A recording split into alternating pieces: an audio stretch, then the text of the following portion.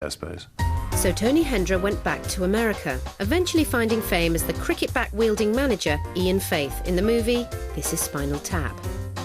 Back at Spitting Image, the comedy writers Rob Grant and Doug Naylor stepped into Hendra's shoes, and John Lloyd finally discovered the best way to make the programme. The only way to do it is to do it like you would do an animation, which is you record an entire radio show with absolutely the best voices, and then the puppets mime to that. Then you get the best puppeteers doing what they do, which is puppeteering, and the best voices doing best what they do, which is voices. So, talented but then unknown artists like Chris Barry, Steve Nallen, Rory Bremner and Harry Enfield were hired to record the voices. And the puppeteers became so good at their job that we never actually realised they were there. The puppeteering anyway is about coordination. You're looking at a television monitor at your feet. You're, in this case, miming, operating a hand, acting with this puppet. And it's very heavy. You can't really see, and to try and mask your head as much as possible, you've got the clothes over your face, you've got wires dangling off you for the eyes, and you've probably got another person wrapped around you operating a hand who, if you move, comes with you.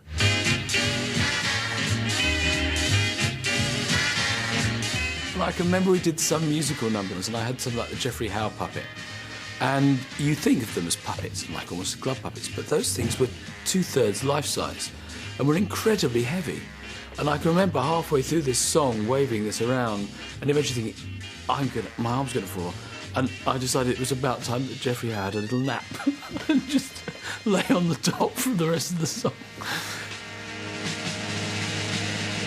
Finally, all the talents were coordinated and Spitting Image began to take off. Although it started out as political satire, the show now had the confidence to broaden its targets, and famous faces from the worlds of showbiz and sport had their latex doubles. What? Spitting Image also breathed life into Britain's most famous dysfunctional family. I can see Her Majesty the Queen going down Pall Mall towards Whitehall, moving past Northumberland Avenue and finishing her go on Bow Street. Thank you, Tom, darling. That was lovely. You're welcome, Mum. Boring and boring. It did come across as sort of rather bizarre gathering of people and was quite fun. The idea was that they were basically a soap opera, certainly the way they were portrayed. So we ran them as a puppet soap opera. They were the royal family, 15 years earlier, because basically they sat on the sofa, didn't they? Oh, for God's sake, aren't you just sick of seeing common people on TV all the time? And all over the bloody papers, too. Common people. Who wants to be my deputy? So you think I need a deputy, do you?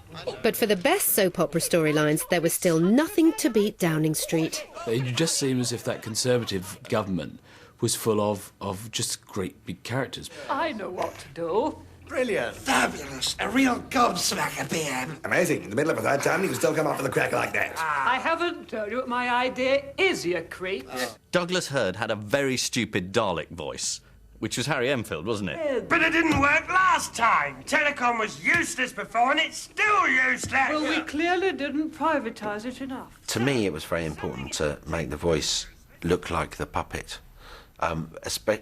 So that, because they're so big and so cartoony, if you had the real voice, you wouldn't kind of believe it. That's the most hopeless idea I've ever heard. But also, I'm not a very good impressionist, so I had to...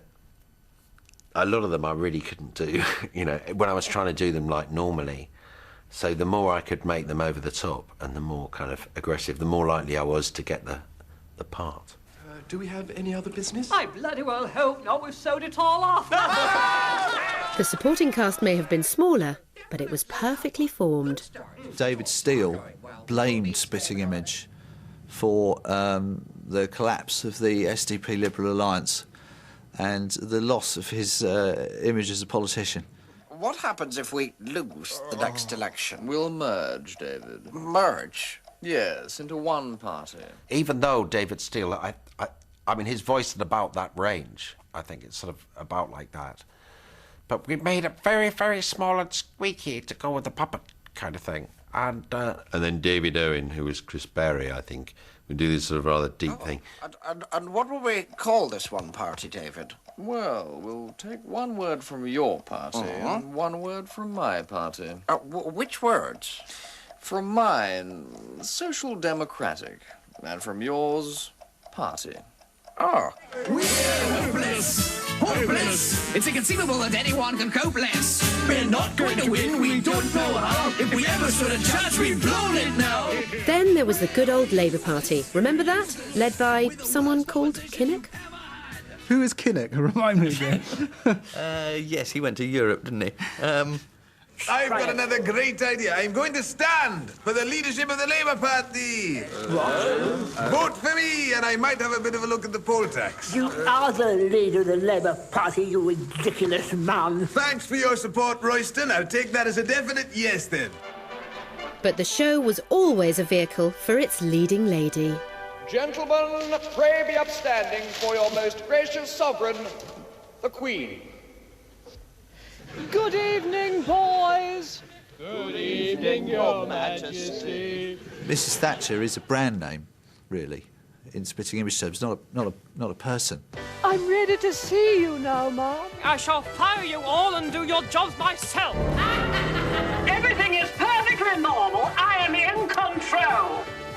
We kept upping the ante, really. Roger Law would come in with a new puppet with mad red eyes and steam coming out for ears. I've never liked that side of the family.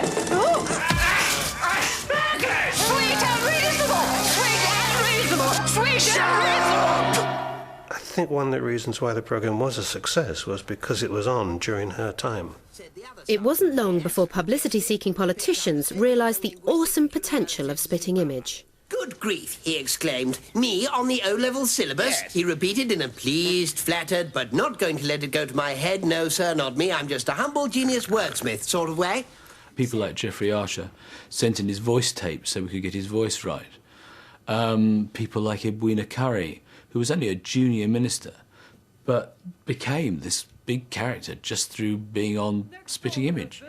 It's difficult to remember the power that it had. I mean, it was getting 15 million viewers. That was more people than it took to elect the Tory government, which I think was 13.5 million voters. And it gave you an extraordinary amount of clout. You know, I remember sitting next to one of the managing editors of The Sun, I think it was, and he was saying, oh, yeah, you shouldn't do this, and Sun readers don't like this. And I said, but you've got a piddling circulation compared to what we have. You know, I get 15 million people a week turning on to my show, and you're only getting what?